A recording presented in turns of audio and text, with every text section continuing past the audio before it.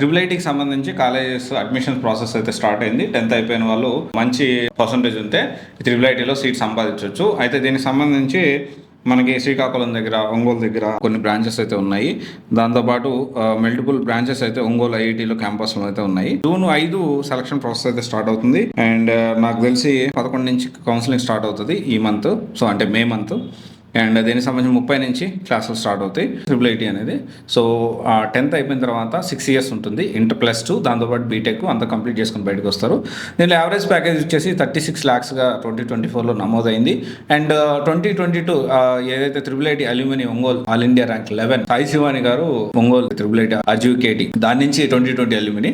అయితే ఇక్కడ చూసుకోండి, చాలా మంది ఎందుకంటే 10th అయిపోగానే ఏదో కాలేజీలో ఇంటర్ లక్షలు చదివించే బదులు ఒకవేళ మంచి మార్కులు వచ్చింటే ట్రిపుల్ ఐటీలో జాయిన్ చేయించడం అనేది సో డెఫినెట్లీ మంచి విషయమే. ఈ ట్రిపుల్ ఐటీస్లో కూడా చాలా ఉన్నాయి. So definitely A triple IT అయినా కానీ బాగుంటాయి. ఏదైతే కాలేజ్ క్యాంపస్లో జాబ్ రావడం కానీ సో అన్న కూడా మంచిగా ఉంటుంది. ఫ్రీ స్టడీ కూడా ప్రొవైడ్ చేస్తారు. అండ్ ల్యాప్టాప్స్ అవి ఫెసిలిటీస్ కూడా మంచిగానే ఉంటాయి, బాగా చూసుకుంటారు కూడా. 6 yearsలో మంచి ఫ్యూచర్ అనేది వాళ్ళు స్టార్ట్ చేయడానికి అవకాశం ఉంటుంది. దీనికి సంబంధించిన ఫుల్ డీటెయిల్స్, దానికి సంబంధించిన లింక్ కూడా నేను డిస్క్రిప్షన్లో ప్రొవైడ్ చేస్తాను. You can check it out.